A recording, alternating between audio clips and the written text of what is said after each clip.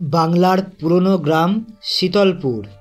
জঙ্গলের ভিতরে এক ভাঙাচোরা ডাক বাংলো দাঁড়িয়ে আছে বহু বছর ধরে। লোকেরা বলে ওখানে রাত কাটালে সকাল পর্যন্ত আর বেঁচে ফেরা যায় না।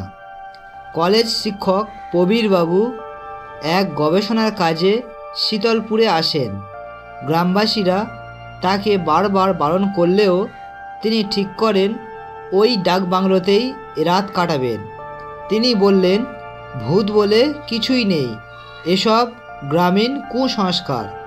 রাত 11টা, চারপাশে হাহাকার করা হাওয়া, বাংলোর ভেতরে কেরোসিন ল্যাম্প জ্বলছে। প্রবীরবাবু খাতা কলমে নোট লিখছিলেন।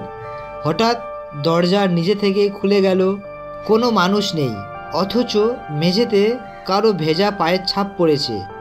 একে একে ঘরের ভেতরে ঢুকছে। তিনি ভয় সামলে মোমবাতি জ্বালালেন।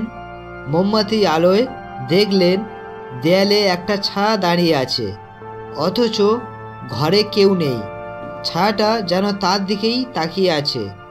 ঠিক তখনই দেয়ালে টাঙানো ঘড়ি 12টা বাজলো, আর সেই মুহূর্তেই ল্যাম্প নিভে গেল।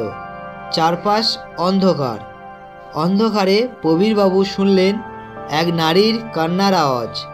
তারপর দরজার কাছে দাঁড়ানো এক সাদা শাড়ি পরা মেয়ের ছায়া দেখা গেল।